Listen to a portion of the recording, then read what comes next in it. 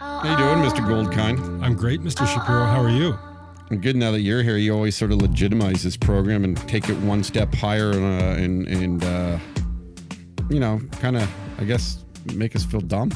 Make us feel no. Yeah, you do. You make us feel dumb. Jay and I talk every time you leave. We're like, we feel dumb.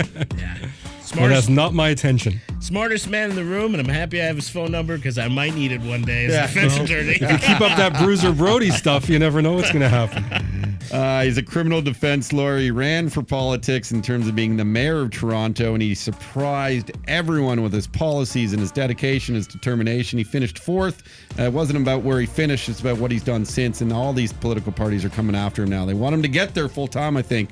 I'm not sure quite what you're doing, but you got your ear to the ground on everything, and you're sort of like this political analyst now all across the spectrum, aren't you? Yeah, doing tons of TV. Did a ton of TV last week, tons of radio, did a lot of writing, had a big column in the National Post last week, which people can Google, which was a very different kind of column that a lot of people throughout the country appreciated. What did you write about in the National Post So last week, people should know that I'm a person who believes politicians' promises are usually full of crap. They make these politicians every cycle of 4 years. People fall for them hook, line, and sinker. You see it in the States now with Hillary Clinton and 20 other candidates running, making promises. You see it here. You know, the Harper government is coming to an election. John Tory made a promise. I was on a stage with him 12 times where he said, I'm going to find and get $2.6 billion from the federal government to pay for Smart Track.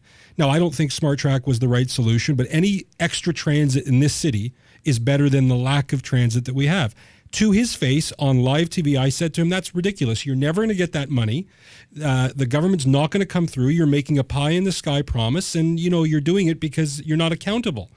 Turns out last week, Stephen Harper came to Toronto, the Prime Minister of Canada, and wrote John Tory, essentially, if he's reelected, a check for $2.6 billion. The greatest influx of our own money. Remember, $2.6 billion, Todd, is our money, Jay's money, your money, everybody's money, coming back to Toronto. Was there a ticker tape parade for John Tory being the first politician to actually have a promise come true? Was it headline news?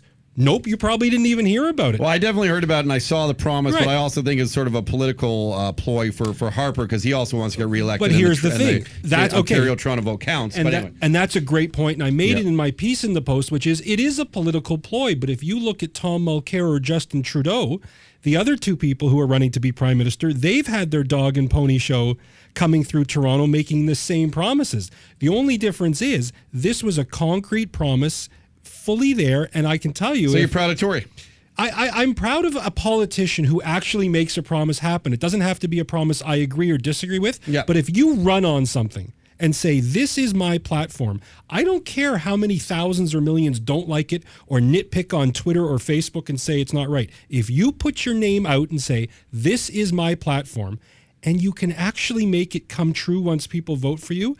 If Rob Ford, your favorite Jay, had done that, there would be a parade in South Etobicoke right now that would be lasting longer than the exhibition. It would last longer than the summer. But because it's John Tory, it's not. Now, the political opportunism, I have no problem with. I get it. It's running. But when you make a promise in politics and it's kept, wow.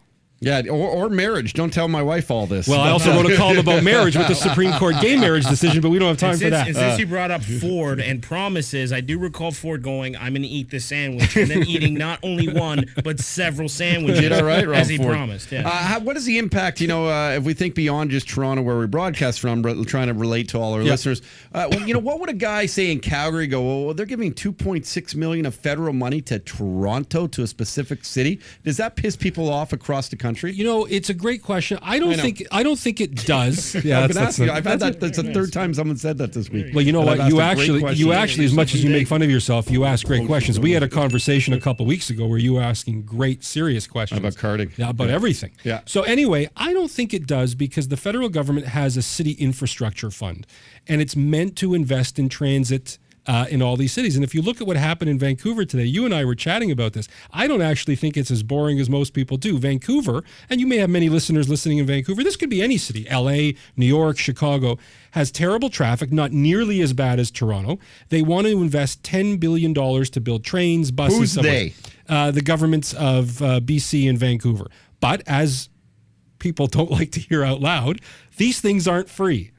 So everybody complains about traffic. And today in Vancouver, it's literally today, people can look this up right now, the results of a referendum, and the simple question was, do you support a 0.5% increase in sales tax, not your income tax, not your property tax, your sales tax. If you consume more, you pay it. If you consume less, blah, blah, blah. Yep. 38% of people were for it. Only 38% of people were for this referendum to create transit. So when we're sitting in it's like in Toronto, Todd, we've talked about this before. Toll the DVP, toll the gardener, charge people to use the roads. People who use transit shouldn't be subsidizing a driver like me. I use both. But if I'm driving, I should pay a little bit more. But in Vancouver today, as they say, the people have spoken.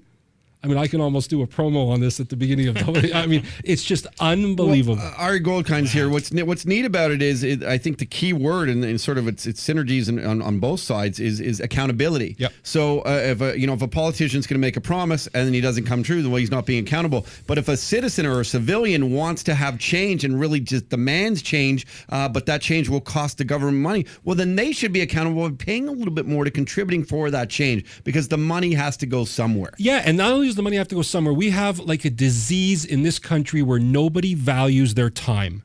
Nobody ever thinks that their time, I mean, this is anywhere, anybody listening anywhere to this, if you think about what would you pay to get home to your family, lover, friends, dog, in my case, half an hour earlier. There's a space between lovers and dog. That's right. There was a space. There was a hyphen. No, actually, no hyphen. No hyphen. It's a big, long space. But, if you thought to yourself, what's it worth to get home a half an hour earlier to not sit in the nightmare traffic that so many of us face? If you said it's worth an extra $1 and people are sitting in traffic, they give you that $1 and say, yeah, let me now drive 80 or 60 miles an hour if we're in U.S. terms.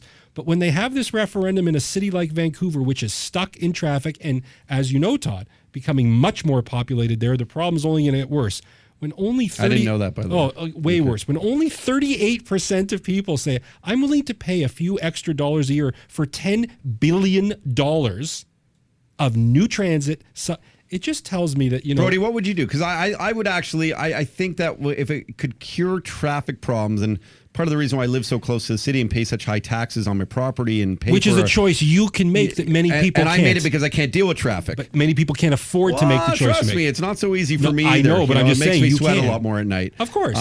Because of a mortgage payment. So would you be, because you come in, and the reason why I use you as an example, because you come in from a far away place basically to get to the city. It takes you 45 minutes at least. Would you pay a little more in taxes if it helped you expedite the process? I think traditionally a sales tax increase is the only fair way to really pay for something like this, because you take the people that don't traditionally pay taxes, or people that work around taxes, even the criminal element.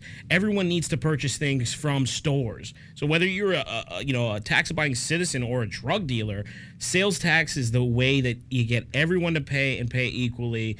I think it's the only fair way to do it. Yeah, I agree. And remember, Todd, so many people don't want to do it because they don't trust government. But if that's always the answer, that we don't want to give more money to government, we're going to be stuck as we are. And that's a huge reason in the exit polling, people, we don't trust them with our money. Okay, so sit in traffic like a dope every day for the rest of your life. Hey, I'm Jay Brody. Subscribe to our YouTube channel and leave a comment. We read the best ones on the air.